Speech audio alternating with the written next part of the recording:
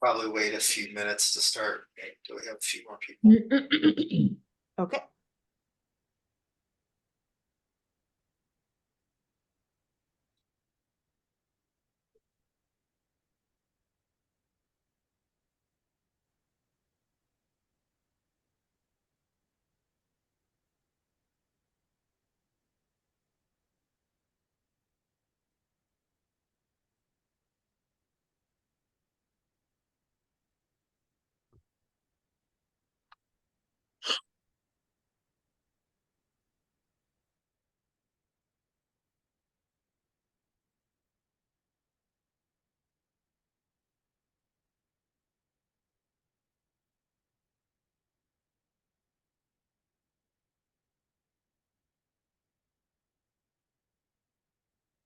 Good morning, everyone. We're just waiting for just a minute or two more just to have everyone get a chance to join us. So you are here for the Health Evidence Review Commission's Oral Health Advisory Panel meeting. Hopefully that's what you intend to be here for. Welcome.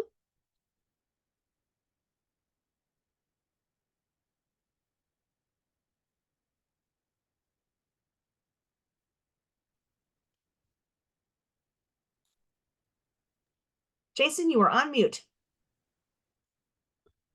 I'm gonna say you expect a few more members than this, right? I think we yeah. usually have a bigger crowd.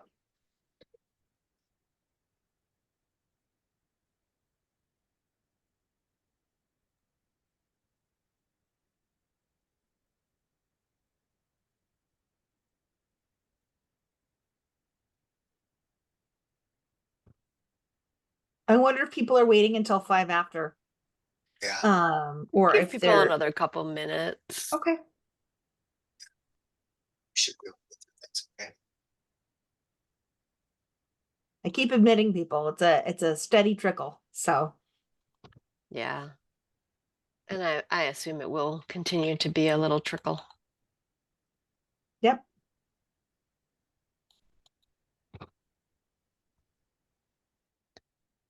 So folks who just joined, this is the Oral Health Advisory Panel meeting, and we will start in 1 or 2 more minutes. We're just letting a few other folks join.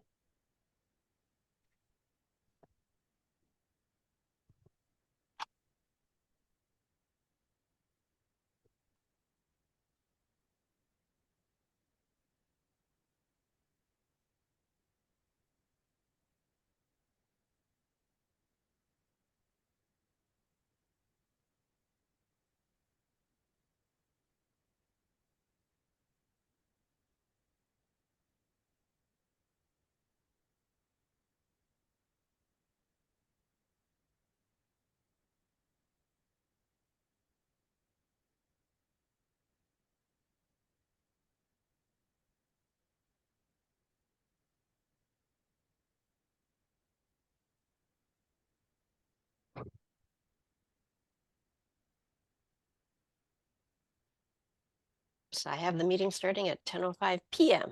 Let's make that a.m. unless you all feel like staying up late with me. Oh dear. That is way too late for a staff meeting. I'll be asleep, so. All right. It's 10:04, so let's go ahead and start this meeting. This is the Oral Health Advisory Panel. This is the group that provides all sorts of oral health advice and recommendations to the Health Evidence Review Commission. Welcome. My name is Arielle Smits. I am the Medical Director of the Health Evidence Review Commission. And there are other staff on the call. I'm going to let Jason Gingrich, our director, just kind of put in a few words about how the meeting's going to progress, and then we'll get right into the meat of the meeting. All right. So as Ariel said, welcome everyone. I am the director of the Health Evidence Review Commission. We're just reminding everybody of our purpose here at Oregon Health Authority to eliminate health inequities by 2030. Our purpose today will be related to oral health, as you all know, and to make recommendations to Dr. Smits since she's not a dentist, to bring to our commission to hopefully make some good decisions. And these decisions will affect over 1 million people, OHP members, as well as their families, caregivers, and providers. We won't make decisions about individual care.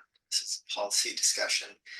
And anything discussed here is not in effect unless approved by HERC, and then it'll be implemented at a date even after that, which will be announced at another meeting. We want to keep in mind the assessments of the harms and benefits of different treatments, patient values and preferences, stewardship of public resources, and just the nature of providing healthcare services to people in Oregon in 2024 as we make these decisions. For logistics, if you need help with anything, you can chat with Jessica Malmstrom, our administrative support person. She will help you with any logistical issues. You can raise your hand if you want to speak in the meeting. Keep most of the discussion with the members of the panel, but if others have things to say, it's a small enough meeting, we can make space for that. Maybe just raise your hand if you're not a member of the panel. And is anyone registered to offer a verbal testimony today?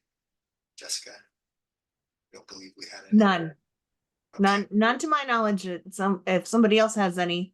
So we'll just handle the thing informally if anybody speaks up and decides they want to say anything. And this meeting is recorded and will be posted online for posterity. So just be aware of that.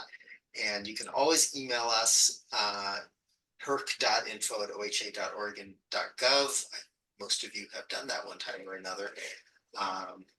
If there's something that goes beyond the scope of this meeting, welcome those comments. So happy to have you all here with us today, and let's go into our agenda. And just to kind of echo what Jason said, this meeting is more casual than our usual HERC meetings. This is an advisory panel, so even folks who are not members of OHAP are welcome to speak up if you have input. This is kind of a specialized group, so we value all of you taking your time and your expertise and joining us. The agenda is on the screen in front of you all. So the first thing we need to do is review the highlights from our March 6th meeting.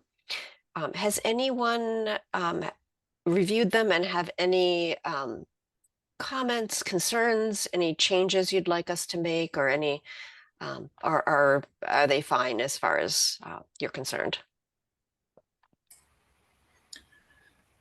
Ariel, this is Gary Allen. I did review them. I have no changes. I think they captured the discussions that we had adequately.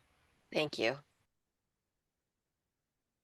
Good morning. This is Manu Chaudhary, and well, the content is spot on.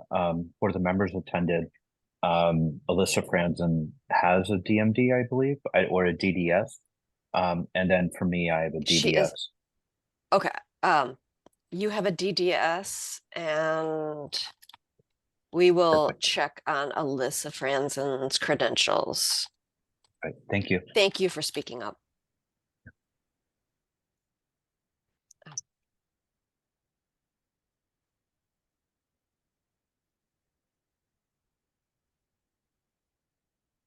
And that's actually a good reminder that we probably should just look at all of our members, make sure that we have everything correct. And for those of you who are not members and you're also attending, your names will be in the minutes, and you're also welcome if you want to have specific titles or anything, you can send that to us.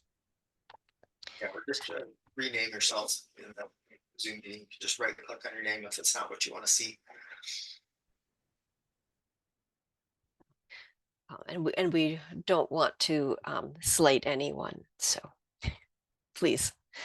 And also, I know Jason brought this up, but the meeting chat here is mostly for logistics because it's difficult for staff to monitor it. But if there's something that you want us to know that's not real time urgent, you don't want to raise your hand, herc, HERC.info, INFO, at oha.oregon.gov. That's our generic email address, and that will get messages to us. Let me drop that in the chat.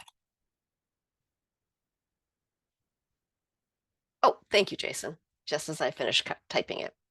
That is a wonderful email address. It will get to the right person.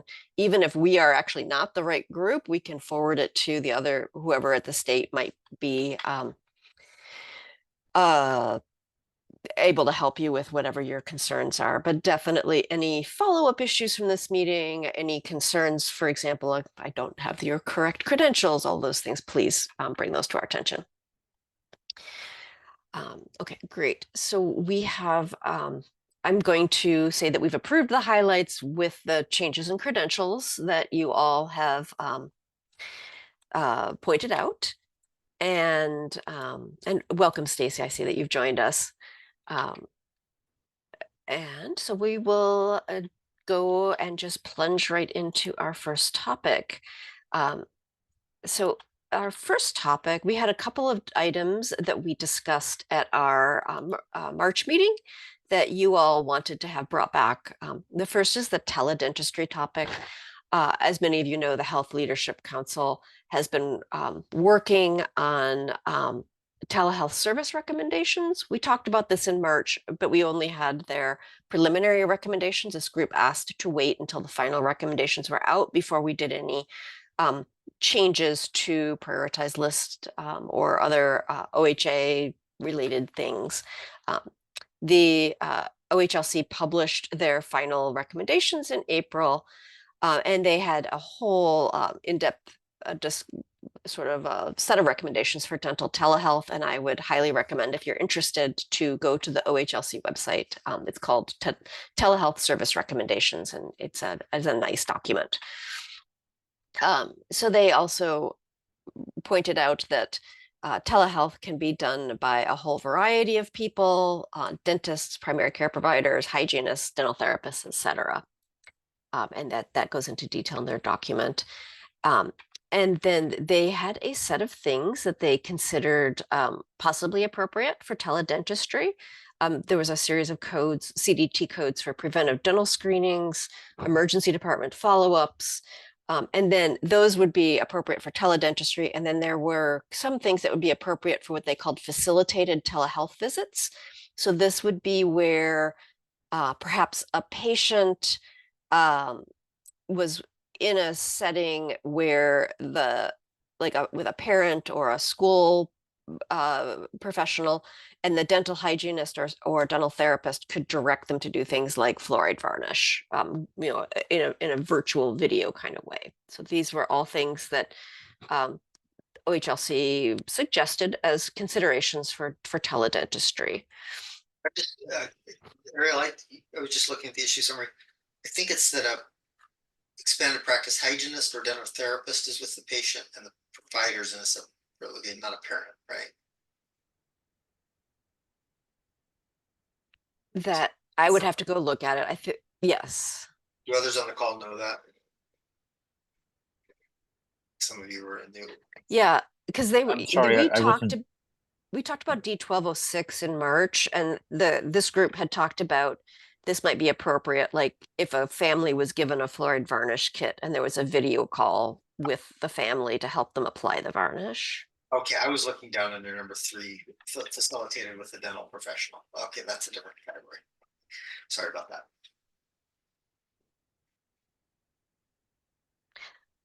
Any other questions? Like I said, in your packet, there was the OHLC document, and it's also available on their website. So what was brought to HERC staff's attention was we have a telehealth guideline. It currently doesn't have any mention of teledentistry. It's mostly for the medical side of when a telehealth visit's appropriate or covered. So the staff recommendation is to modify this guideline. It's ancillary guideline A5. So initially in your staff recommendations, there were, what we had talked about in March was there was additional wording. What we feel as staff would be appropriate just based on the final guideline was basically what you see an A there. So it's just eligible codes for teledentistry include the following, and not get into any of the details. And that's what you see actually in the telehealth guideline. If you could page down, Liz, just a little bit. Does anyone have any questions, objections, thoughts?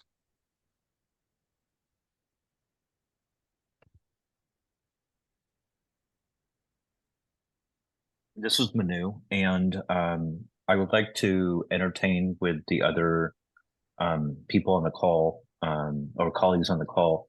It's my understanding that the D1310 is not a covered benefit. And as a result of that, I'm not sure, or I would not support the inclusion of the D1310 as a standalone um, um, opportunity for reimbursement through teledentistry. So just for everyone, D1310 is nutritional counseling for the control of dental disease. It's currently on a covered line. Okay. But that may not be what the dental programs are aware of. Does anyone know if that somehow is excluded or not covered or? My understanding is it is a covered code, and we do want to report it when it's done. And it is being done as part of routine teledentistry in our practice. But it's one of the codes that is not to be separately reimbursed. Okay. So, we don't give payment for it, but we would actually encourage that it be done as part of a typical dental visit, periodic visit, or a preventive visit. Okay. And this is Dana, just so you know too, on the database, the covered, not covered list that we sometimes refer to, nutritional counseling is listed as not covered, but on line 53, preventive dental services. So I'm not Okay. sure that needs to be aligned as well. So it's probably not open for payment, but we have it showing. So it sounds like we being OHA need to yeah. clarify that. And I'm so sorry, this is Liz Walker, HERC staff. So as Dana and others were involved in the review of the covered, not covered, that is more of an administrative. So Yeah. Our process here is to make sure that the things that ought to be covered are on covered lines. And then Jessica Dusek, our colleague over at HSD, is updating the dental file List. as well as some rulemaking later this year. So Right. And there are a lot of things that The- we are in the covered area, like dental crowns, that there is other things Mhm. out in the world legislatively, et cetera, that make it not open for payment. But because I'm sorry, Jessica? I'm sorry. Yeah, this is Jessica Dushek. I was just gonna say thank you to Dana for calling that out, and that Dr. Allen is right. We have the nutritional counseling. The 1310 that's the not to be billed separately, but it is covered. But because I hear you all having some concerns, I don't think we need to put that in the guideline. I think we can strike that out because this is an ancillary guideline. It's really more examples and things like that. I think if we take it out, that might reduce confusion.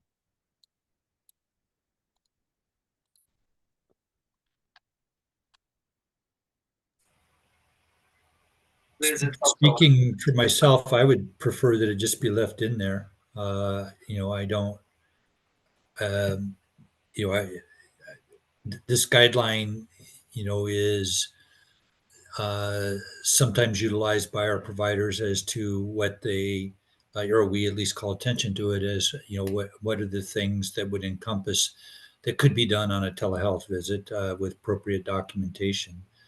So my preference would be to keep it in there as one of the codes that would be appropriate to be utilized in a telehealth visit. Anyone else have strong thoughts one way or the other? I think my concern is that we want to prevent providers from doing a teledentistry code and a D1310 only.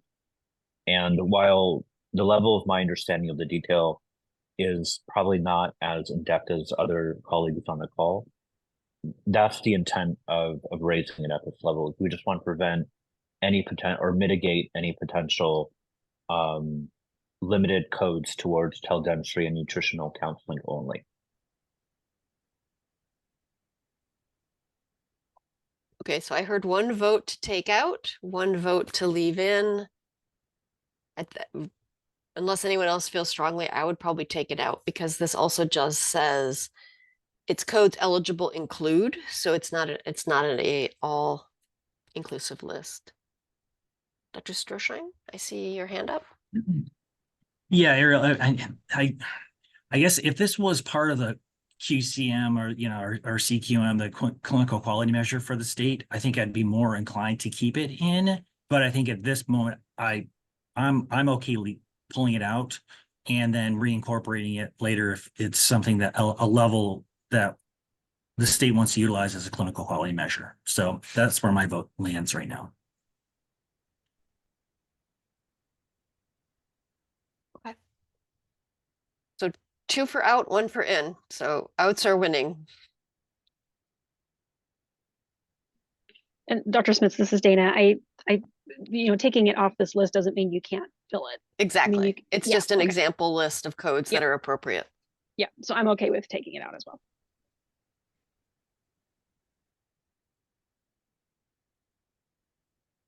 Okay, great. So we will just have the staff recommendation minus the D1310. Any other thoughts? Any objections? Perfect. And Dana pointed out correctly, this is really highlighting what we want people to know rather than restricting what they can and can't do. Okay. And then next, frenectomy, frenotomy, frenulotomy, whatever term you use. We talked about this in March as well. These are various procedures used to clip the membrane at the base of the tongue. There's also a membrane between the lip and the gum that can be clipped. There was a lot of questions raised by like CCO directors, et cetera, about what are we covering? What do we want to cover? And staff had brought you a recommendation to really sort of like try to nail down the words. And we heard staff had actually found in the literature the words are interchangeable. And this group also felt like providers don't really know the difference. I mean, these technically have different definitions, but that's not how it kind of is used in practice. A lot of these are just interchangeable. And in fact, the CDT codes don't distinguish what you're doing. So it's really difficult to know what, if it's a little minor clipping, a big major, surgical resection, it's really difficult to determine that. And there was also concerns raised in this group that a lot of the DCOs are just covering tongue tie because otherwise they have to do an in-depth EPSDT review, which is where we look for all medically necessary services for children. And there also, a lot of the DCOs are covering the lip tie correction, which was actually never the intent of the HERC. And that there would be a concern that if we rewrote the guidelines to really clarify we don't cover that would be perceived by providers as having a service taken away from them, which would be problematic. So staff were sent back to try to figure out more information about best coding or kind of how we do this and work with other folks in the dental area to kind of try to further hone our recommendations. So as part of this, I really kind of dove into these codes. So the American Academy of Pediatric Dentistry had a whole coding document. There was a CDT code that was all 3 words, frenulectomy, frenectomy, frenotomy, all together. It was broken into 2 codes. One was for cheek and lip, and the other was for lingual. And because these were different procedures, they were frequently done in the same visit, and then you would bill the same code twice, which was not allowed by a lot of claim systems. So that's why they broke them into 2 codes. to allow for billing of 2 procedures in the same part of the mouth, essentially on the same visit. Currently, oh, and then the other thing, I kind of went down a rabbit hole looking at pricing for a lot of these. They're not expensive. They're ranging from $20 to maybe $150, depending on what it is. So that kind of brings up like how much bang for the buck are we getting by having like a person actually spend time to review what type of code this is. If it's a $20 procedure, do we really care? I mean, obviously we care. We want the correct care done at the right time. But how much do we want to kind of insert ourselves into this space? We currently have 2 guidelines, one for the frenulectomy frenotomy that's used for lip tie. It's only covered for children over 12 and only when there's dental problems. And then we have one for frenotomy for the tongue tie. And we only cover that for infants with breastfeeding issues. There are other uses that we had talked about with the evidence review last time for like speech problems, etc. I tried to ask my counterparts in other state Medicaid agencies, how much do you restrict this? How much not? How much do you require them to be pre-authorized? And they're all over the place. Most states aren't PAing them. They're not restricting them. Some states are. Wisconsin Medicaid had some pretty specific things. Washington Medicaid just decided to just cover everything, but only up to age 12. Louisiana Medicaid requires a note from a speech therapist or a physician. And North Carolina Medicaid wanted you to have pictures. So, I mean, it's kind of all over the place.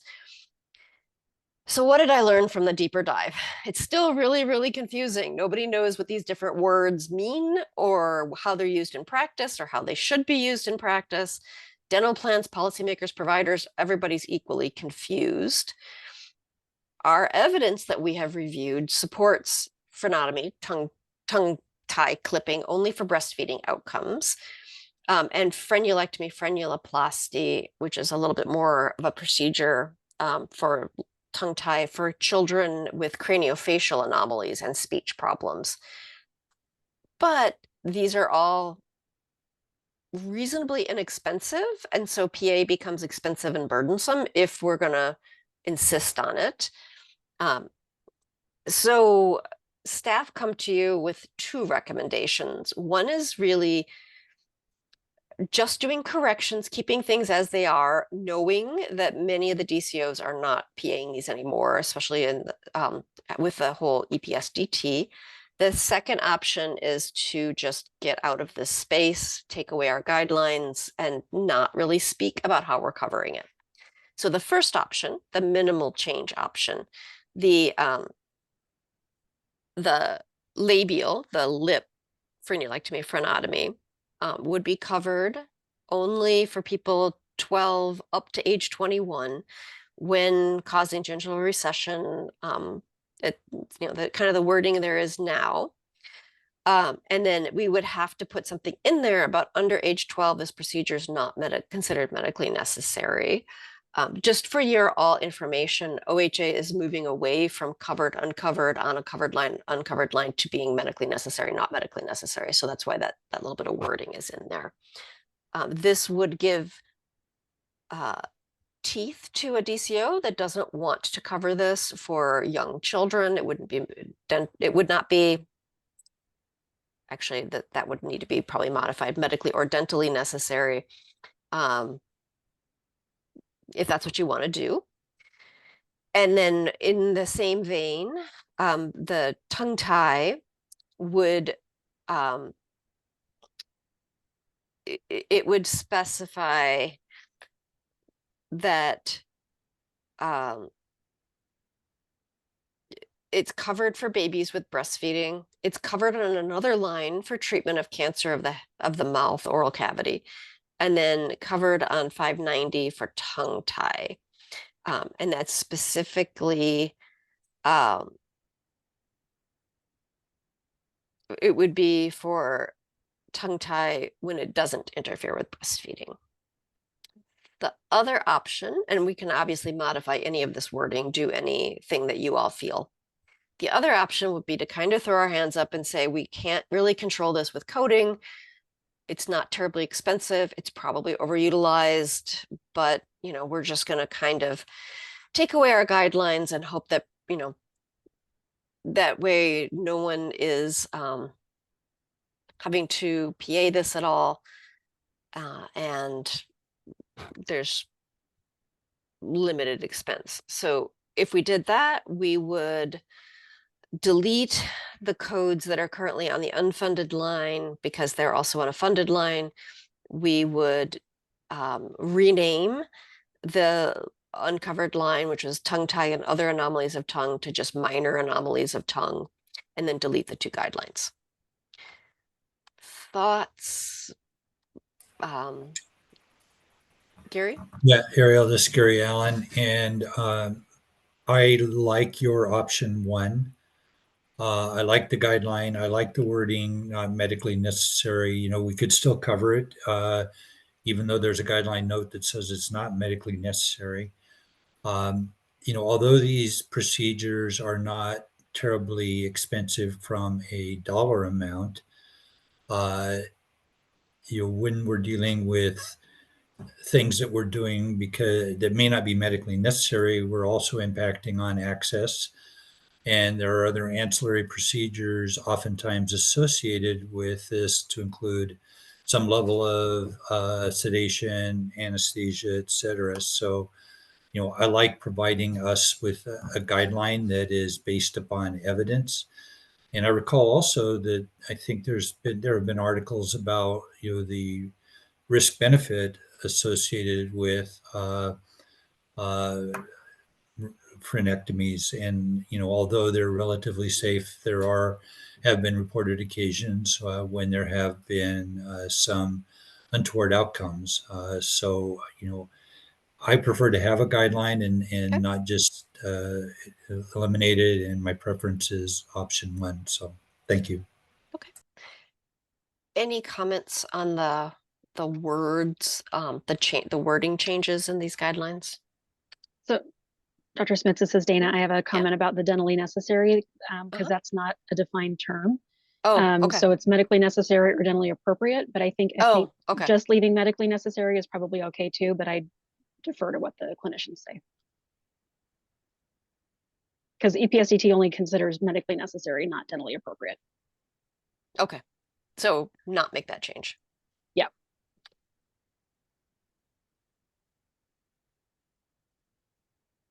For the good of the order, and just to share, I also agree with Dr. Allen's comments. And in the same vein, I did want to share that at Capital Dental Care, we are still performing a pre-authorization for these types of procedures, and we tend to reimburse our providers, even though it's listed differently here. We tend to reimburse our providers between $230 to $350 per procedure. So while what was quoted here is nearly 70% less than boots on the ground, what we're compensating for. So with that in mind, a large proponent of supporting this option. Okay. Stacy?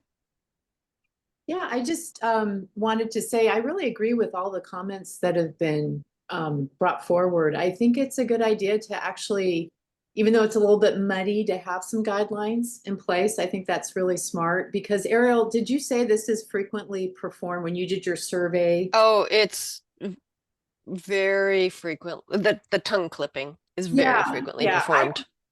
So I personally, I agree with Dr. Allen, and it's good to have evidence-based guidelines. And so I really am in agreement with the option 1, just as a professional person. So. Okay, thank you. So I'm hearing overwhelming option 1. Anything in the wording for guideline note 48 that anyone has any comments, concerns, recommendations?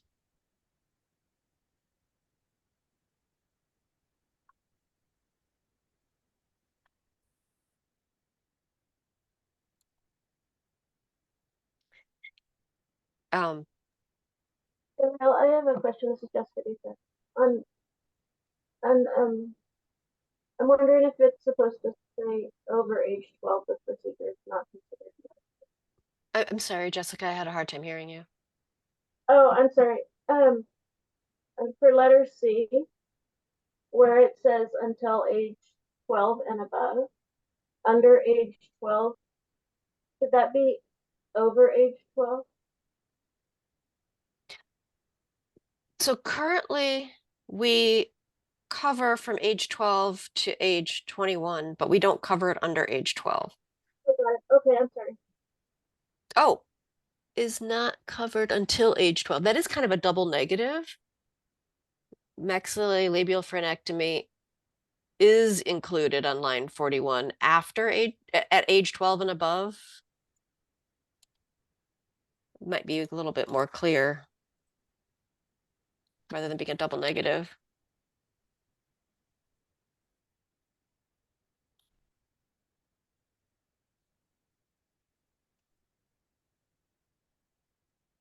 So maxillolabial frenectomy is included on line 341 only after age 12. No, it's older, Liz. It's included on age 12 for. Yeah. Okay, let me. Yep.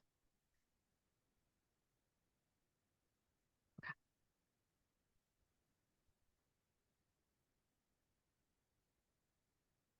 Yeah, I like that actually kind of clears up the double negative that was there. So now it's clear. We cover it from 12 to 21.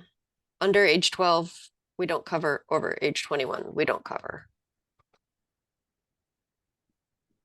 Does that Can we say, oh, sorry, I was just going to say then, because I was trying to figure out where the age 21 thing is, and it's in the first line. I see that now, but I also kind of wonder, like, can we say for children age 12 to 21 in C? Just so it is Well, to 20. sort of reinforcing that first line. Or I wonder if it might be better to say it's covered for children between ages 12 and 21 at the top, and then take it out of C and make a D, like under age 12 or over 21. Shh. We can wordsmith Sorry it about that. too. That's it. But yeah. Yeah. Well, wait, the age restrictions are different for labial, right? Maxillary labial. Correct. Okay. Yeah. Okay. So I will wordsmith this a little bit and send it back to you all just by email, but probably we'll put the age limit in that top line. Just have A, B, and C. Mhm. But I like the Actually, we may clarity get of the rid of underage C. 12. And then we'll have underage 12 as a different line, like a different little indent. Yeah. This question for the dentist. Under C, it says maxillary labial frenulectomy. Is that a subset of the procedures, or is that? Oh, good point. Do we want to cover labial frenulectomy, frenulotomy when it's causing like gingival recession for all people up to age 21 and just the maxillary labial limit, or do we want to limit all of it? I kind of like it the way you have it. So everything's limited between 12 and 21.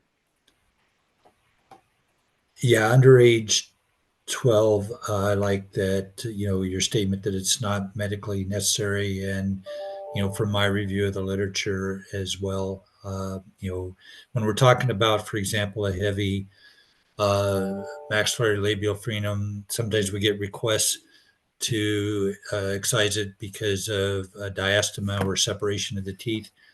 But, studies have shown that that will typically resolve by age 12 anyway, and close on its own. So, as the canines erupt. So I prefer limiting it to age 12 to 21 and leaving the statement the way it is. But what about mandibular? Are the rules different for mandibular than for maxillary?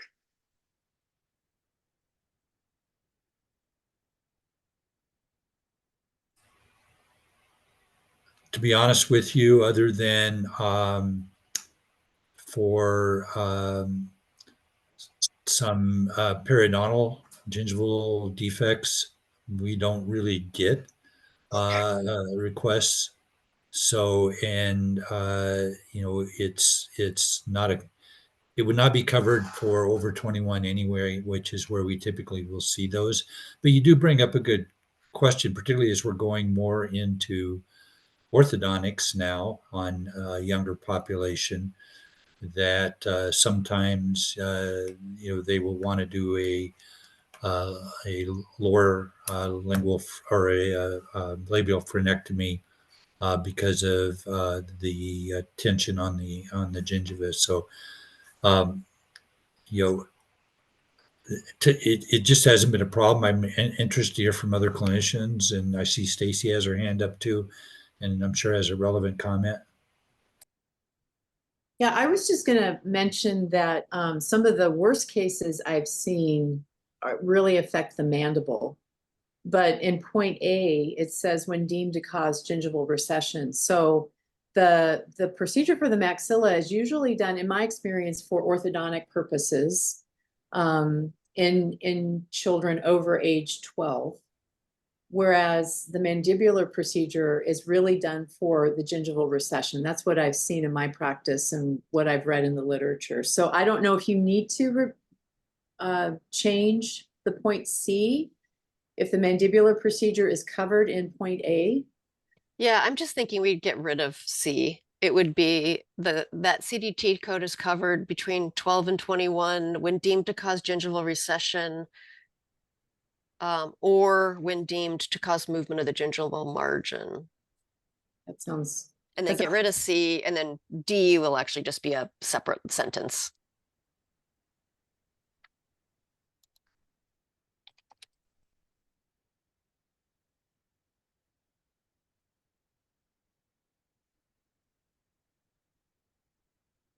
Dr. Stroshine has his hand up.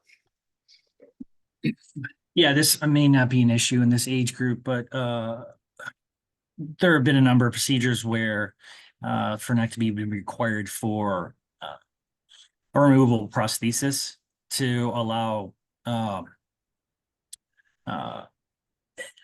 insertion without irritation.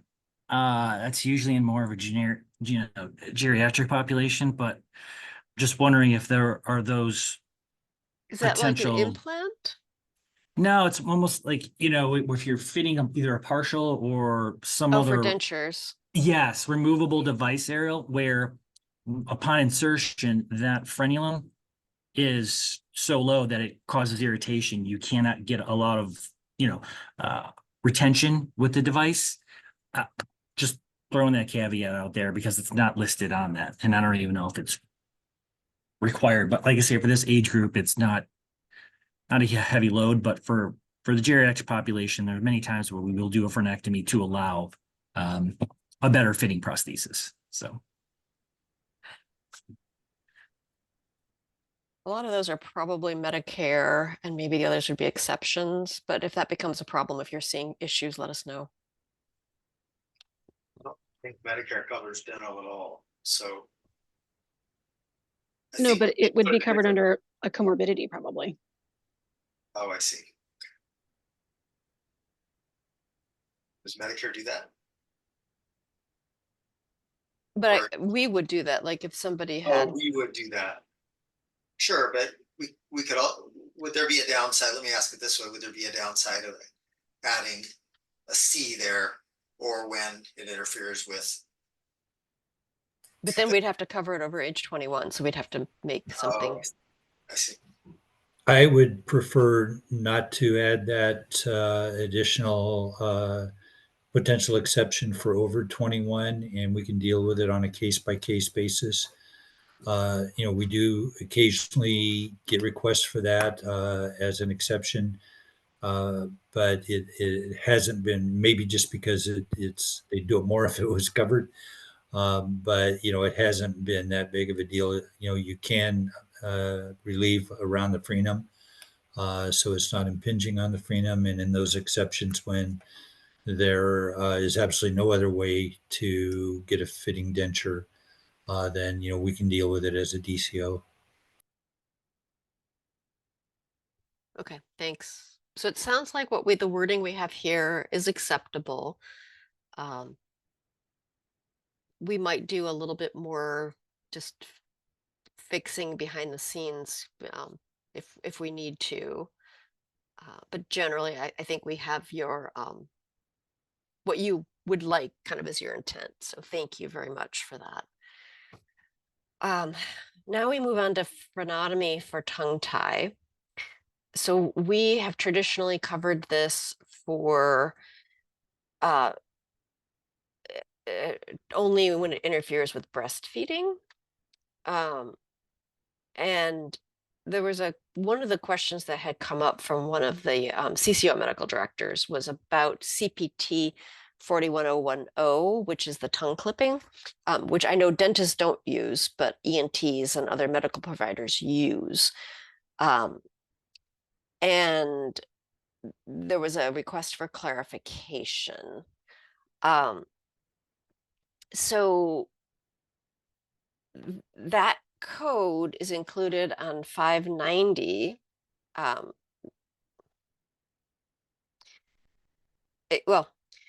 So there was sort of an incorrect statement. 41010 is also included on the head and neck cancer line because it can be used in cancer treatment. So the statement that we had where it's either on 18 or on 590 is actually incorrect.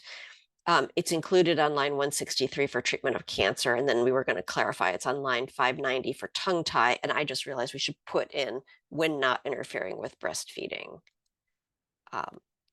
Otherwise, it's kind of confusing. And we need to add line 163 to the list of lines. Thank you, Liz, for doing all that. Thoughts about this? So the CDT code and the diagnosis of ankylosing are only on 18 and 590. So this tells us when they're on which. And then this other CPT code that are used, it's a more true statement than it was, that it's on one line for cancer and on the other for tongue tie when not interfering with breastfeeding.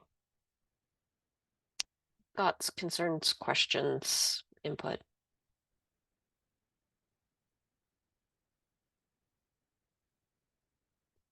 Oh, yay! All right, I think that we have a going proposal for this. So thank you all again. It's so helpful to have you all. As a non-dental professional, I really appreciate all of your thoughts and all the time that you all spend. The next item on our agenda is cone beam CT. This was actually asked for at the March meeting. It was brought up that cone beam CT is currently not covered and that there had actually been, since it was last reviewed over 10 years ago, there's been a lot of changes in dental practice as well as in technology, and we might want to consider coverage. So just to remind you all, cone beam CT is a variation on regular CT scans. It kind of captures a 3D image of a select area in the mouth that can then be used to help with making decisions about different dental things, dental implant planning, visualization of abnormal teeth, position of the tooth and the tooth root in relation to vital structures, root canal issues, dental trauma. These procedures might be a higher risk of complications if you can't get all of the detail before you kind of go in and start trying to fix the problem. However, cone beam CT does have more radiation than conventional x-rays. It also finds incidental findings, little weird things in a sinus or little weird things that might need to be investigated. And we have the medical equivalent of this would be like a facial CT scan. Those are used, they're covered, we cover them for things like people looking at sinuses, or they're looking for an oropharyngeal malignancy, et cetera. So facial CT in the medical coding is already covered, which is a little bit of a different technology, I know, but similar yet different. As I mentioned, we haven't talked about this since 2012, so it's been quite a while. Well, I guess we briefly talked about it when we were putting together our orthodontia benefit, because these are all on the orthodontia line, because that is one other use of them, as well as on that line, there's craniofacial anomalies. There are some additional cone beam CTs that are not on the orthodontia line. Some of them are for TMJ, and then they are actually usually the ones that are only partial views of, rather than full mouth views. And they were added to the orthodontia line because a lot of times these are what's required to actually demonstrate that you have handicapping malocclusion to whoever is going to approve you for your orthodontia treatment. So I did an updated evidence review. There was a systematic review published in 2022 of 16 studies. 13 of them were without, meaning, what happens for people who didn't have the CT, cone beam CT, they had just conventional x-rays versus compared to a group that had the cone beam CT. And then there were some before after studies. And this was kind of looking at how do these affect clinical decision making. So 15 of the 16 studies reported change in treatment plan when the cone beam CT was used. They specified, and 11 of the studies specified these changed, what was actually changed. The majority reported that they had recommendations for further intervention after the CBCT. So it changed the clinical management. And then there was an increase in post-extraction CBT. And essentially their conclusions were that it does influence decision-making in the endodontic treatment realm, specifically for high difficulty cases, diagnosis of symptomatic teeth after failed root canal, evaluation of periapical healing, pre-surgical treatment planning, and management of traumatized immature teeth. There was a Cochrane review from 2021 of imaging modalities for the detection of early caries. They did see that the cone beam CT was superior to finding dental caries, but they didn't think that that really would change much in practice. So just general dental caries, not terribly supported. A systematic review in 2018 included 6 studies, and they found that CBCT was twice as likely to locate a periapical lesion than traditional radiography. And overall quality of evidence was moderate. Then there was a 2018 study that looked at periodontal bone defects. And there was a moderate level of evidence that cone beam CT can improve your ability to find periodontal bone defects, but they recommend not using this as first choice imaging in periodontal assessment. And then looking at tooth fractures, there was a meta-analysis way back in 2014 of 12 studies, and found that it had high diagnostic accuracy for tooth fractures and was appropriate to the clinical setting. Expert guidelines, the American Association of Endodontics and American Academy of Oral and Maxillofacial Radiology had a whole position statement that they published in 2015 about when to use cone beam CT, and that intraoral radiographs, just the general X-ray, should be considered the imaging modality of choice. Consider the cone beam CT when there's kind of clinical uncertainty based on the patient's presentation, when there is possibility of extra canals or complex morphology, when there is when your 2D x-rays are inconclusive, to look at root fractures. And when there is need for further treatment after initial endodontic treatment, and then when there is endodontic complications that need to be evaluated, and pre-surgical treatment to localize root apices and evaluate proximal anatomic structures. And then also for implant use and for periodontal trauma. Most private payers are covering cone beam CT in complex clinical situations or when needed for treatment planning, or for implants, which, just to remind you all, we don't cover implants or TMJ surgery. So in summary, cone beam CT has evidence that it is more effective than your traditional dental x-rays for detection of tooth fractures, periodontal bone defects, and periapical bone lesions. It is more effective to find dental caries, but it's not standard of care for that. Cone beam CT has been shown to change clinical decision-making in high difficulty cases, after failed root canals, for evaluation of periapical healing, for pre-surgical treatment planning and management of traumatized immature teeth. Most private insurance are covering in clinically difficult situations. So the staff recommendation to you all is to consider coverage of cone beam CT. I would really appreciate any assistance you can give me on what are the right lines if we do add cone beam CT for coverage. And then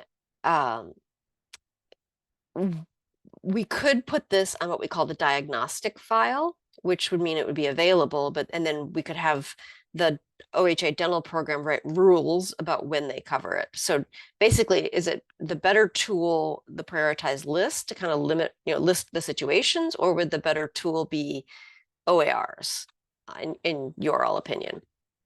And then there are other impacts, especially given that we have a really limited dental package for adults. So could we use cone beam CT to perhaps prevent an extraction when we can't pay for the partial denture or the implant or anything to replace it? So these are all questions that I have for you all. My initial just stab at this was to add the cone beam CTs to a series of lines, dental conditions, deformities, all this whole series of lines here, remove them from the excluded file. You can see there's a whole big table of where I was recommending the lines, and then add a guideline that cone beam CT are included on this line only when the following criteria are met.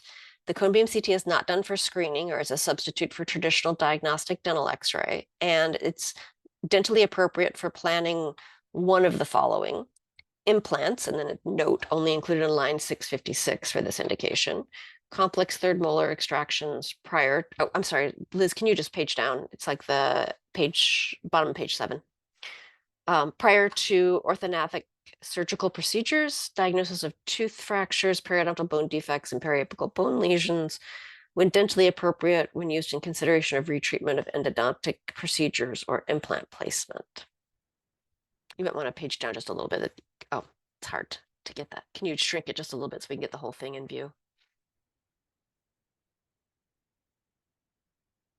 Yeah. So thoughts? Did I get the right lines? Would you rather just have this be diagnostic? What are your thoughts on this?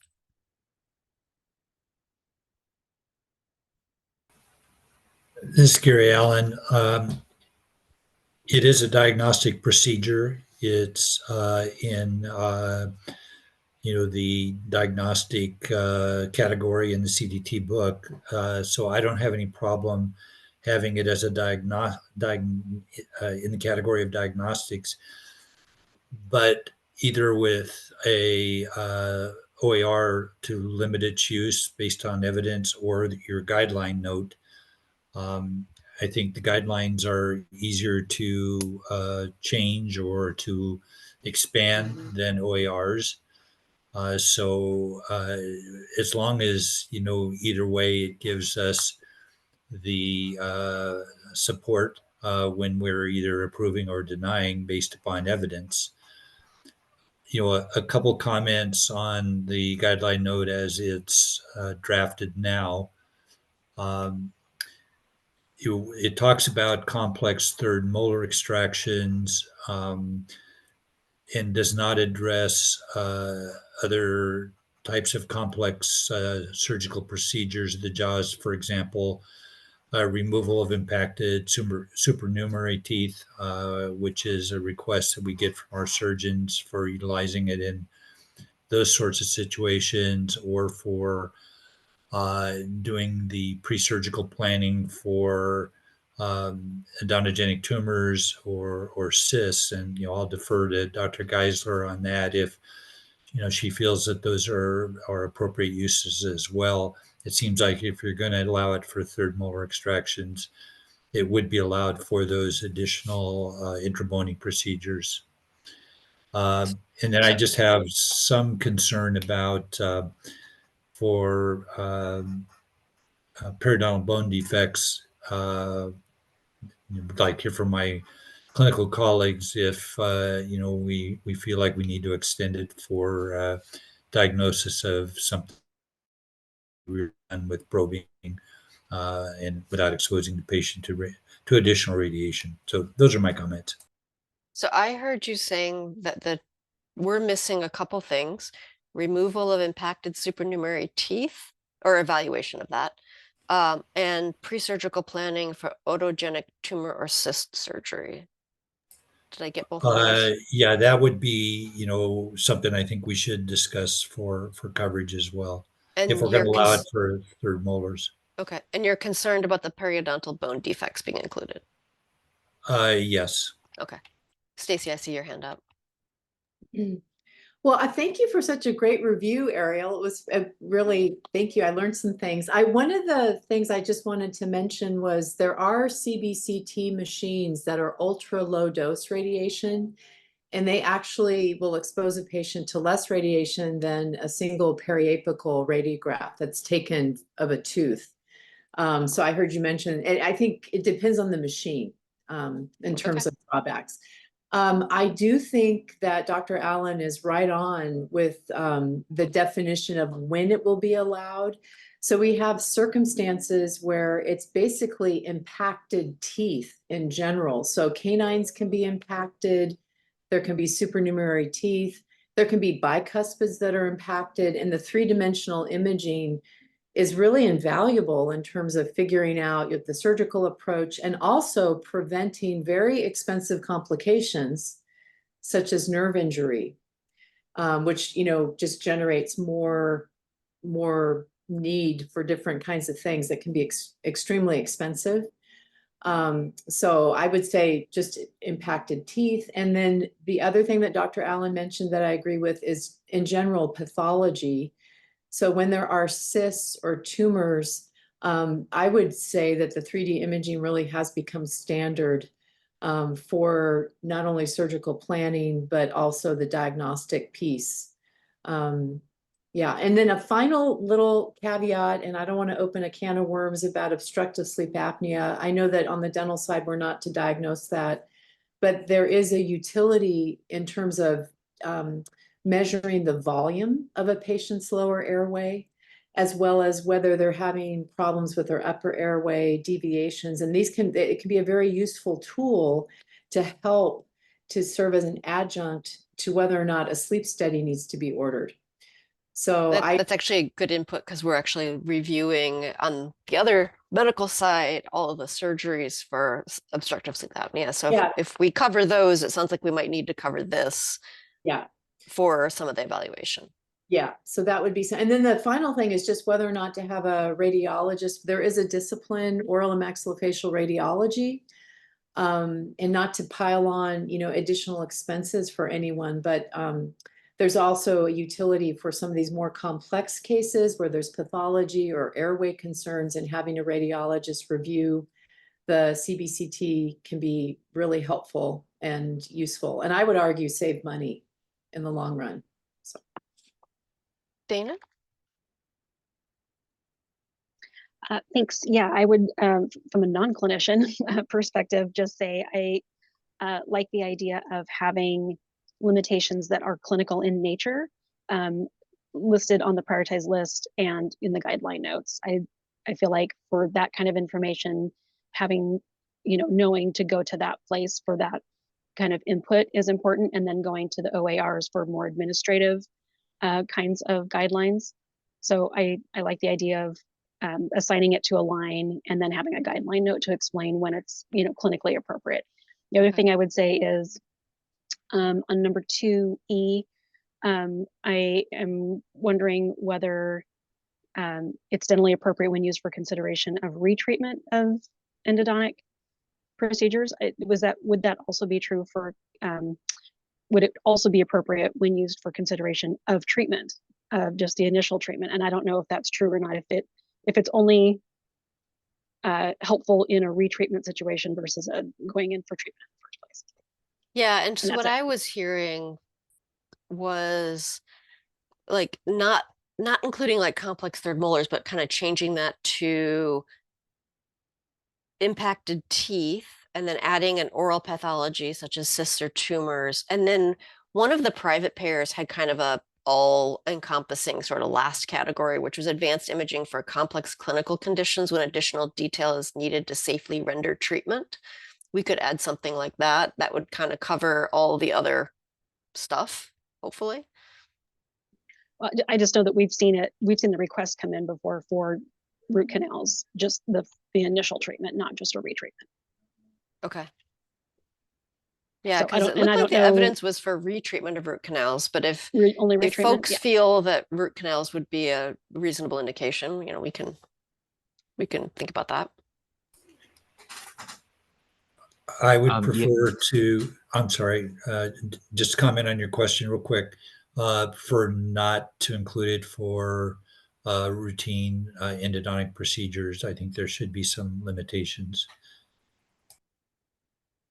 I slightly disagree with my colleague, Dr. Allen. I feel as though that it would be pertinent to be included with the endocare or endotherapy with molars, particularly first molars, and probably as needed with pre-authorization. A lot of times we can't see a second major canal, and a CBCT would assist with that.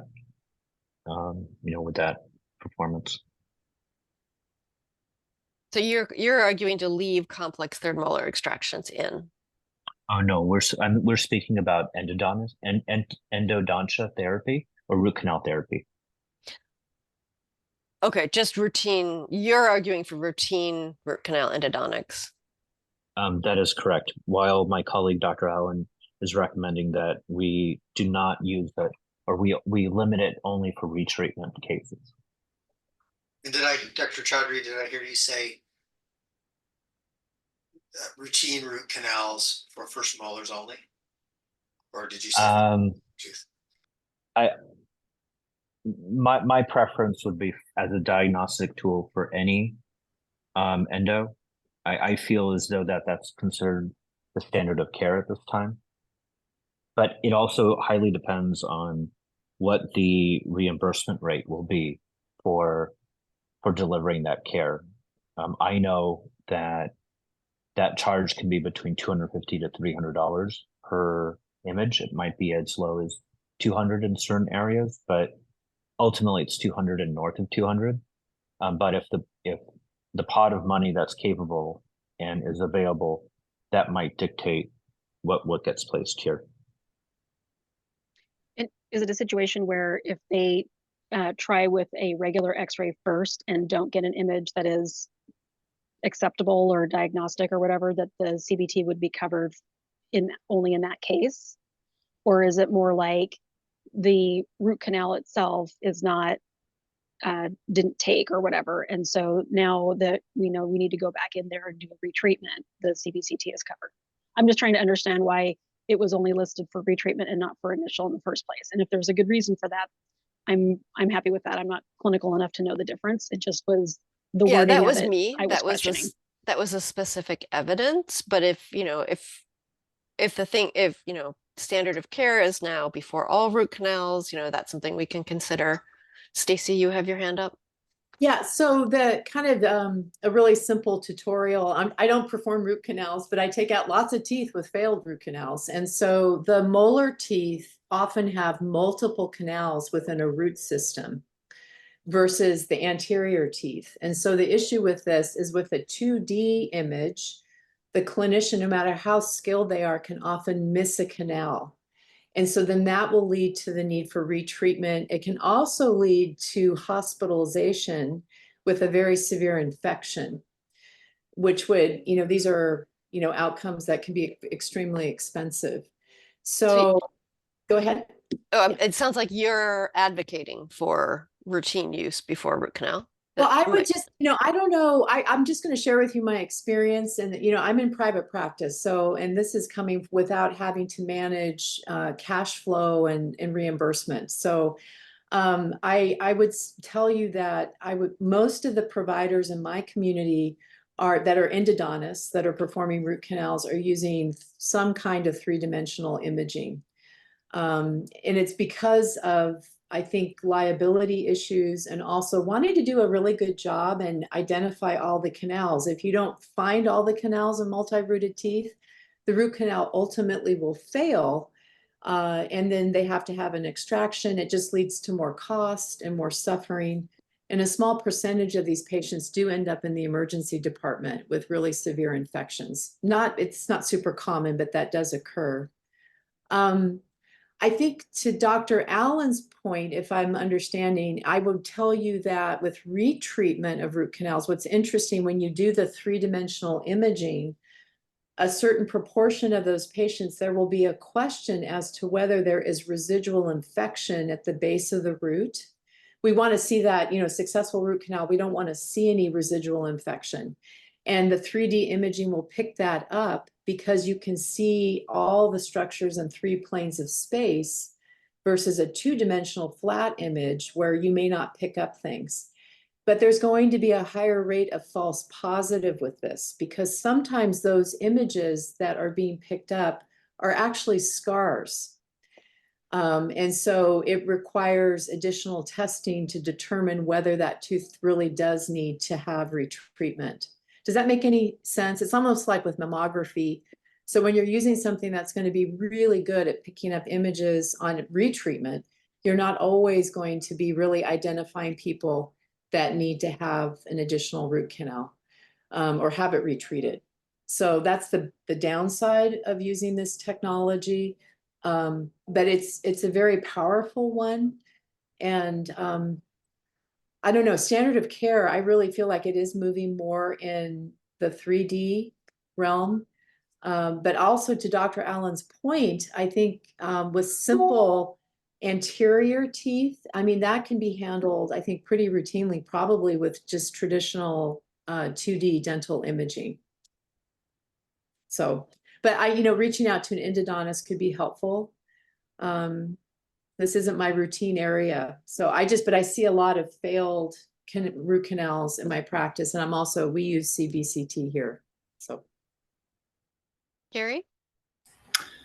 Yes, well, I certainly do support, the comments of my colleagues as far as the utility in finding additional canals and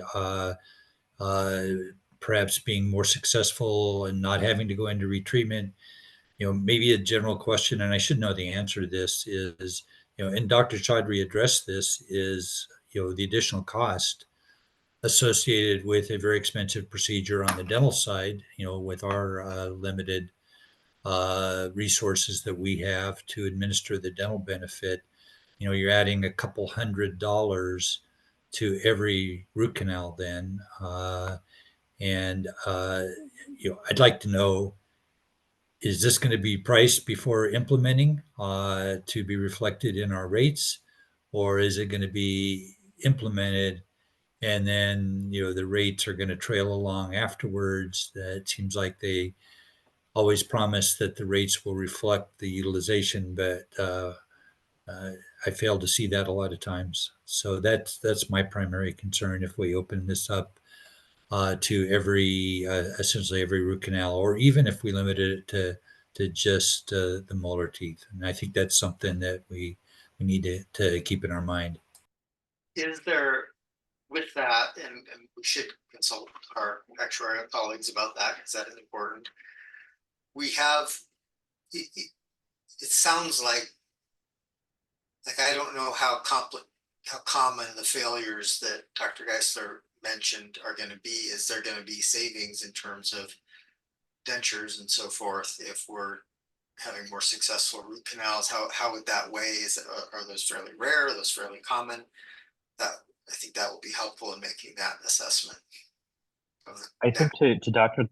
So I think to Dr. Geisler's point, it's not necessarily how frequently retreatments occur or how frequently failed root canal therapy occurs, but rather the inherent costs to the system when a failure occurs, which can be anywhere between, ED visits, hospital stays, loss of work,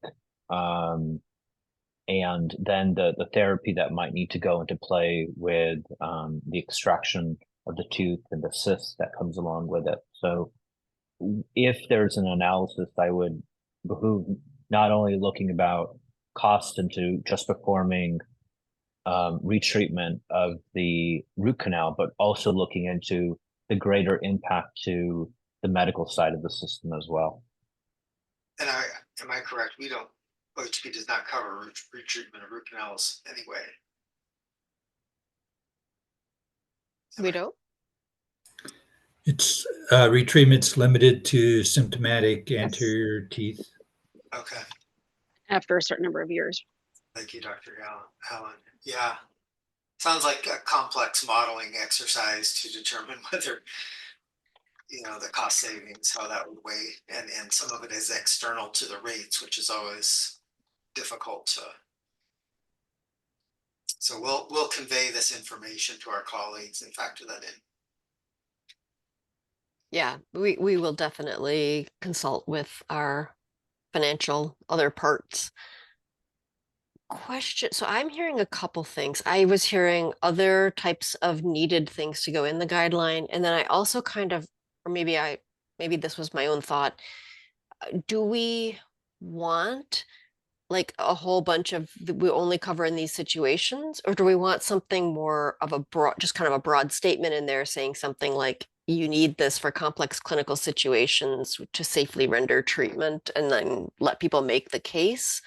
I guess which way would be better? Would it be better to kind of list specific situations, or kind of a more general, like this isn't first line, but if you need it for something complex, we'll cover it? Or should we have a list of things and then that be a catch-all at the end?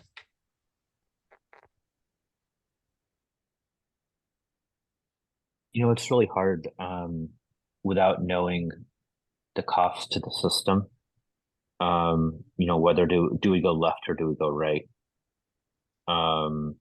Because that could theoretically change, what we place for even letter E, for example. So I'm kind of stuck between a rock and a hard place without knowing, again, what the costs will be.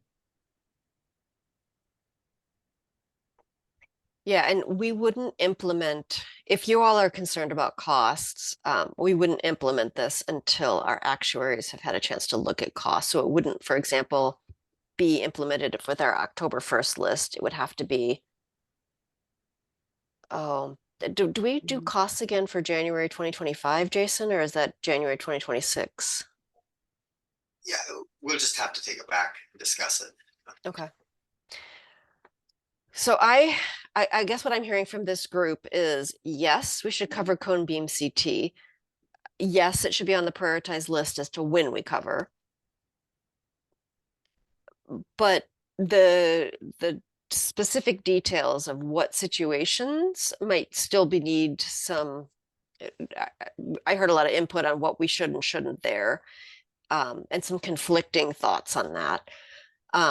And we need to look at costs. So I'm wondering, like, does anyone know an endodontist that I could pick their brain If so, you can email that HERC.info address. I was- Otherwise, Yeah, I'm sorry. I can give you some names of some different people if that would be helpful, That like would be wonderful.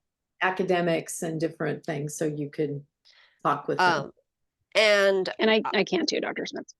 thank you. I really appreciate that. I can also rewrite the guideline with what I was hearing as the sort of, I guess what I'm kind of thinking is let's start small and build up. So, you know, what are the we definitely need these.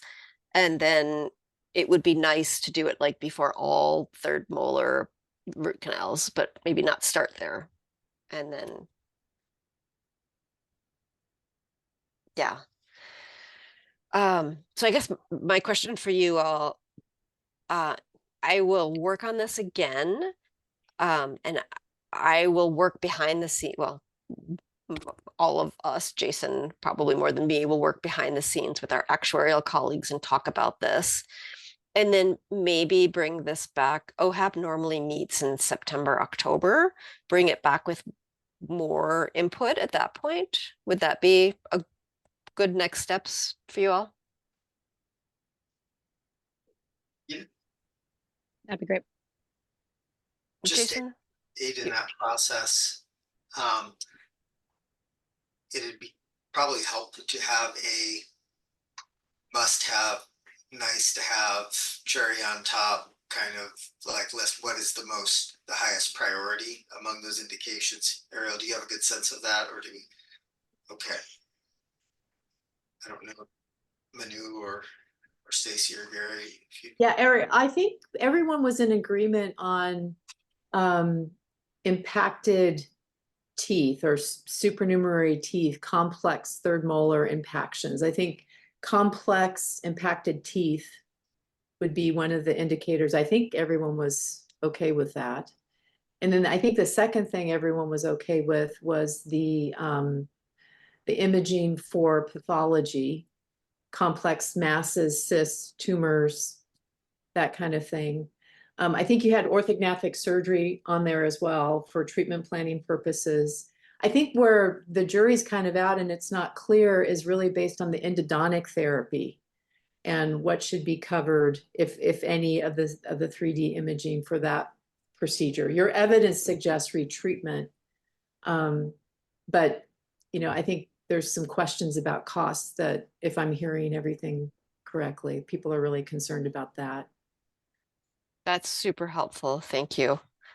So it sounds like agreement on impacted teeth, complex third molars, supernumerary teeth, oral pathology, i.e. cyst tumors, orthodontic surgery.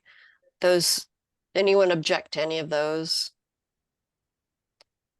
We can leave implants off because we don't cover implants right now. What about tooth fractures, periodontal bone defects, and periapical bone loss? Or bone lesions? You know, what's interesting, again, this is not my, you know, I'm not doing diagnosing well, actually, I do diagnose a lot of fractured teeth, but I think these things can actually be diagnosed really fairly easily using traditional clinical methodology. So for example, periodontal bone loss, we have probing. That's, you know, inexpensive and it's part of the routine dental exam. Fractured teeth can be tricky to diagnose, but again, this is something that I think that a good clinical exam can often be a good starting point for that. And there was one other thing you meant, oh, the periodontal bone defects. Again, if I'm remembering what you just said, I think those things can be diagnosed pretty inexpensively using traditional clinical methods. Okay. That's my opinion. I mean, there may be others that disagree with that, but. So actually that's really helpful because if we go forward with the 5 things that I have that you all are in agreement on, that's a small package. And I think the cost would be a lot lower. And that might be a way to dip our toe in the water, so to speak. And then as we open this up, we may start to hear, or as the technology becomes more common, less expensive, whatever. So that gives me a lot of, I think, yeah. So I'm that was a really good summary, Stacy. I think I can rewrite the guideline with kind of those words. And we can take that back to our actuaries and other folks. So Dr. Geisler, thank you so much for kind of breaking that out and even summarizing it in such a way that I understand where we are right now. The only caveat that I would seek removal of is around the periodontal defects, simply because we don't cover any periodontal surgery, and so we shouldn't necessarily be diagnosing or imaging that kind of component because we're not able to render treatment that's covered under the benefit package What as is well. periodontal surgery? What would that be, like impacted teeth and stuff like that? Is that No impacted teeth removal are largely going to be under oral surgery. okay? But periodontal defect or periodontal surgery is performed by a gum specialist who Okay. then seeks to look at kind of filling in that defect depending on the size and the dimension with bone or recontouring the bone to allow for healthier gums around the teeth. I didn't hear that as a reason. And orthognathic surgery is like jaw reshaping, right? Pathology, cysts, tumors, is impacted teeth, complex third molars, or supernumerary teeth? Is any of that periodontal disease? No, that's all in the traditional oral surgery realm. Okay. This is periodontal is, I know it's confusing. It's an additional ADA recognized specialty. And they perform surgical procedures, Ariel, but they tend to be more focused on the gingival gum tissue and creating healthy contours so that the teeth and the gums are healthy. Whereas the more oral surgery part is removing structures and cutting bone and reshaping bone and moving it, cutting the jaws and repositioning them. Thank you. From a non-dentist.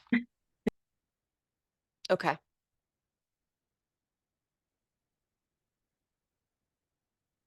Okay. So I think everybody's agreeing on the same limited package. And then additional things can be brought up. And I will have to look at the code and the lines. Are any of these lines things? I would think we would want to limit the number of lines it was available for. Perfect. Which line should we take off?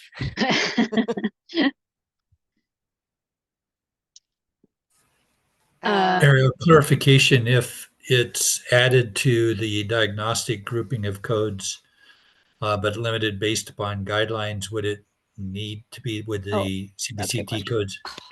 Brilliant. Yes, we can just put it on the diagnostic procedure file. Agreed. Okay. Don't put on lines.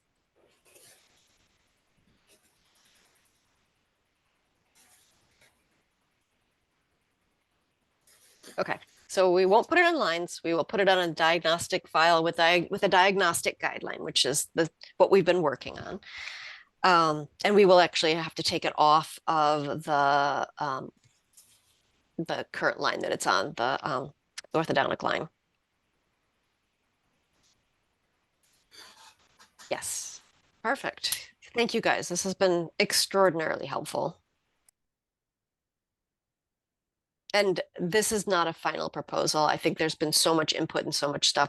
I will work on this.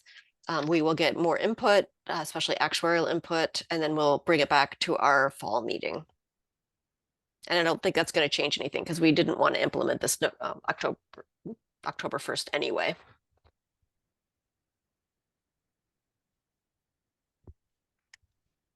Any last thoughts on this? Our last agenda item, are you all fine with me moving on? It's really rather straightforward.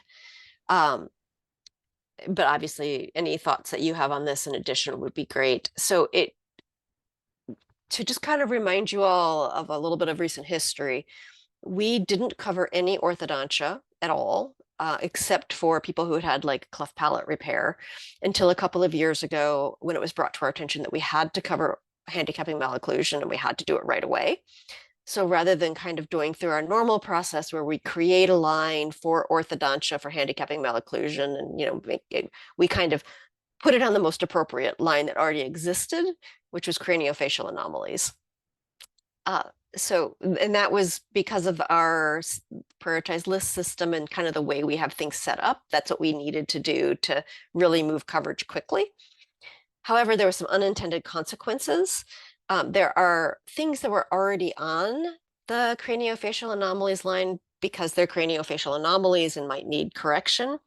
And people, some of the CCOs have been getting orthodontia requests for those anomalies when it's not handicapping malocclusion because of that artificial process that we do with pairings. And some of this is actually done for TMJ surgery, which we specifically don't cover. Looking at when this was brought to my attention, it was pretty glaringly obvious. Yes, and we need to just kind of clarify some things. And essentially in our orthodontics guideline, we need to add something that the M26 family, the jaw anomalies, are only included on line 254 for orthodontia treatment. They're included on line 610 for all the other treatments. As part of this, it occurred to me that we are entering another biennial review cycle and we should kind of go backwards and create a handicapping malocclusion line. But that didn't come, that thought did not come in time to prepare this for this meeting. So as part of this, I am letting you all know and maybe asking your permission to just go ahead for our next fall meeting and bring you this is how we're going to divide back up craniofacial anomalies and orthodontics so that it makes sense again. So I'm assuming you all are okay with that. And then specifically, are you okay with the guideline note wording?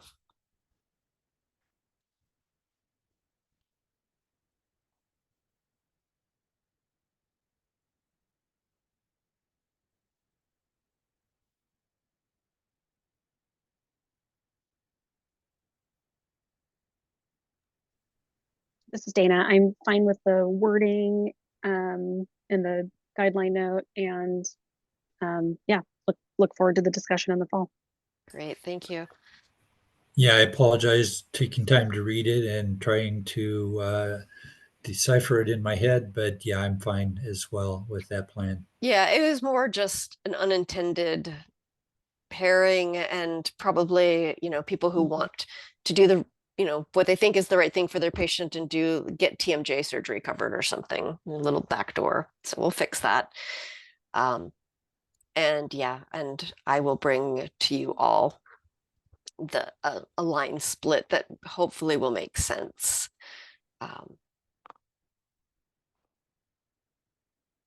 Great. So I see someone, Jacob. Yes, hello. Can you hear me? Uh-huh. Okay. I'm a non-clinician, but I believe my particular case, maybe one of the cases that you mentioned, would be the reason for this upcoming guideline change, right? So I'm a patient under Medicaid or the Oregon Health Plan. And my question is, under this new rule change, if a patient needed an osteotomy in the jaw, and that osteotomy as part of the prognosis required orthodontic treatment to fix a functional malocclusion, so not quite a disability level, but functional. Would such person in that case be covered under the Oregon Health Plan? Or Let is me see it. this a move?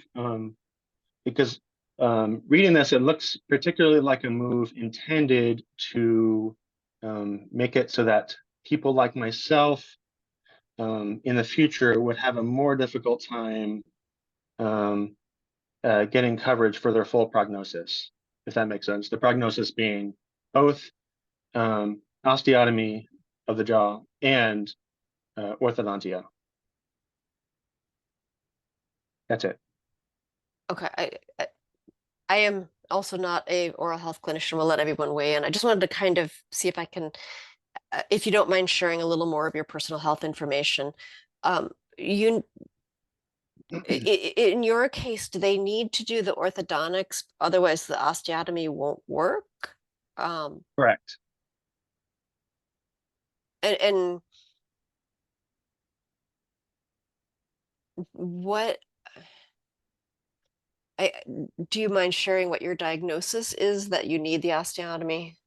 My ICD code is M26.02. So I believe it's maxillary hypoplasia. Anyways, I'm Oh, I see. So you have one of these codes, one of these jaw conditions, and your provider is saying that you need orthodontics to complete all of your treatment. Did I get that correct? Correct. Although I'm currently in the appeals process to try to get coverage for the orthodontia. They've already I already have a letter from my coordinated care organization saying that the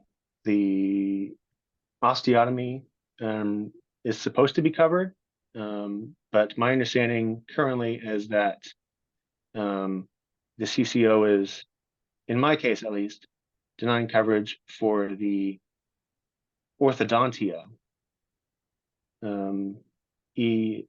even though it's part of the overarching prognosis. Treatment plan. Yes. So your provider is saying they can't do the osteotomy unless they can also then do the orthodontics. Correct. Okay. Thank you. Thank you for sharing your health Yeah. information. Yeah. And so the final question is like, what would this rule change? What would the effect be in cases similar to mine? If you understand it correctly. Right. So historically, people who have craniofacial anomalies, jaw problems like you, were not eligible for, we didn't really cover orthodontia for anything, although Until 2022, correct? I believe so. Yes. So I believe what you're saying would be true. This would make your diagnosis eligible for, actually would make it eligible for orthodontia, but not the surgery is how I'm reading my changes.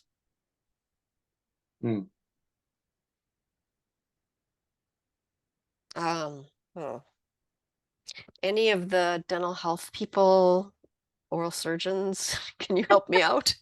Yes. Hi, Jacob. Thank you for sharing your story. I serve on the Health Evidence Review Commission, so I really appreciate you bringing this to our attention because we can take this forward, and that's how change happens, is through people letting us know about issues. Sure. I think I'm kind of like, I've listened to what you shared with us, and I'm wondering if part of the issue may be on, if you're looking at the screen on the C point where it says a deviation, the California modification score of 26 or higher. So you're correct that to do a successful jaw surgery, to cut the bone and reposition it because it's undergrown or overgrown, requires actually that the teeth be moved into a proper position so that when the bone is cut and repositioned, right, everything comes together so you can chew and speak properly. So these things are done together. I don't know what's happened in your case. I find it kind of troubling, and so I'm glad you came to our meeting today. But I'm wondering if perhaps there's something going on, Ariel, with the actual criteria where he didn't meet a certain level, the score of 26 or higher, perhaps, and that's why one side of this has been approved while the other has not been approved. And these things Oh. really should be in conjunction. They should be, they're like, So the right now, like we would cover, if you've had cleft lip or cleft palate, you can get your orthodontia. If you have craniofacial anomalies resulting in difficulties with mastication, speech, or oral function, you can get orthodontia, or the severe handicapping malocclusion, and he might be in a fourth category. Yeah, or maybe the score wasn't at that 26 level, it might have been underneath. And this has to do with the amount of measurements that are taken based on photos or information that's being submitted by the provider.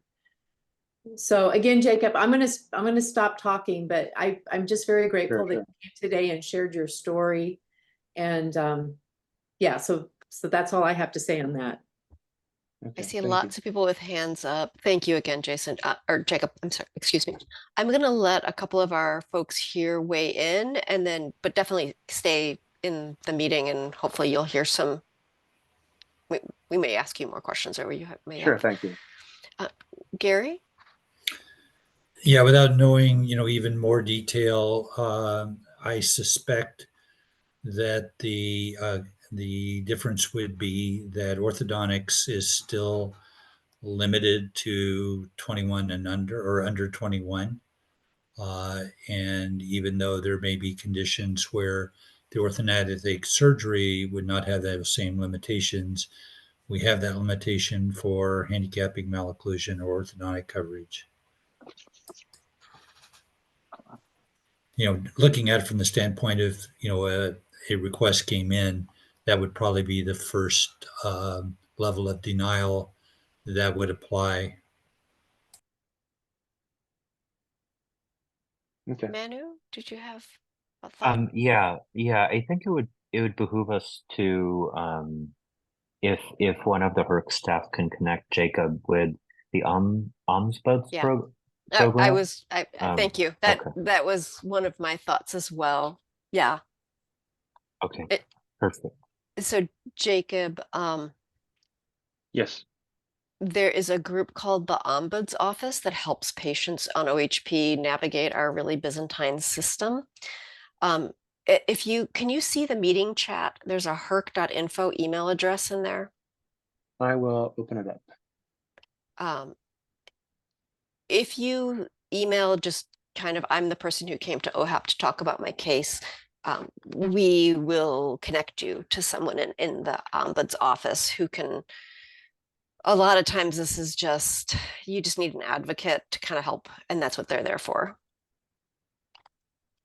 Sure. So I have the meeting chat open. I don't see a thread. Are you saying that there's a particular? Let me put it in again, just so that you can.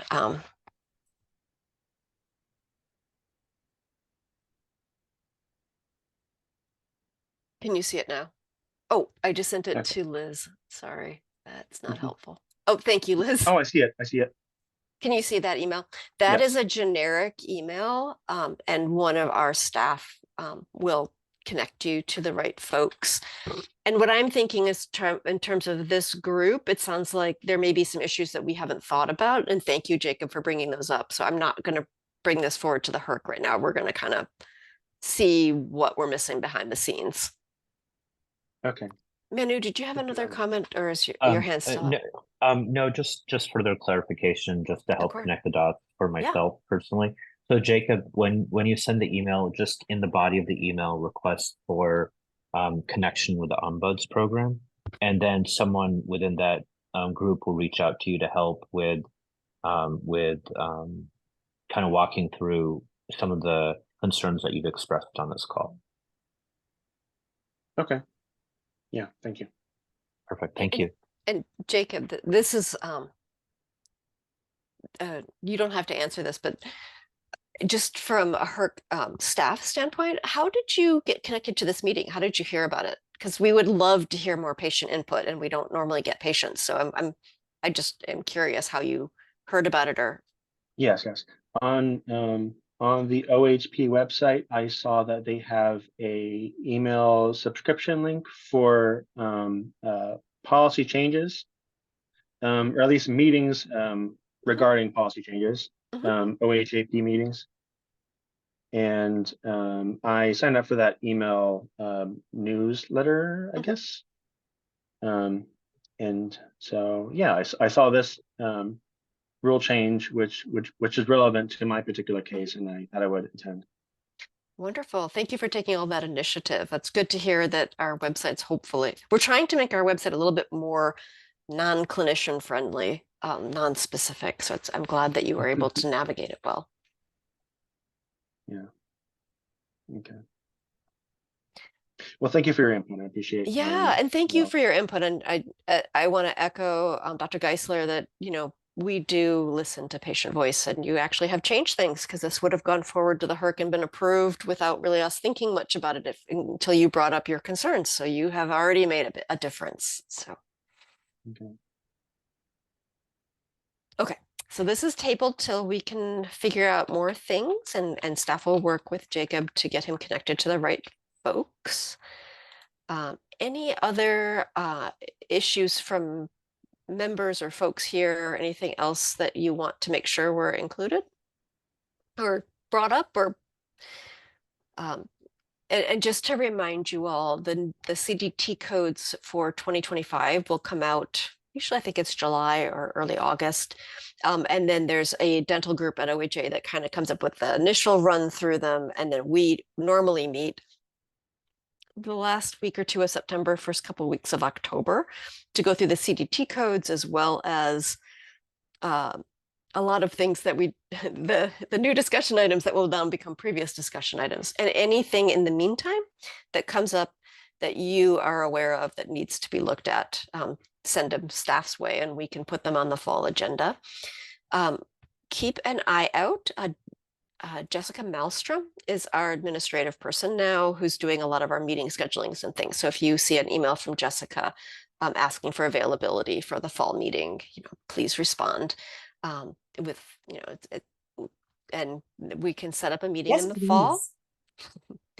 Yeah.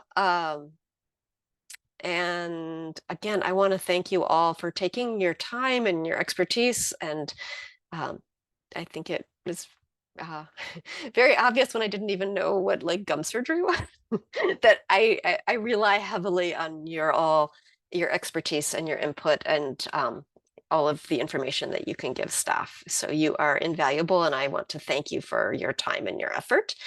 Stacy Geisler is your link to HERC. She sits on HERC, and she can bring all of your input and discussion there as well. Anything else for the good of the order? Or do you all want 10 minutes back? No, thank you to you, yourself and staff, and for supporting this effort and for listening. Thank you.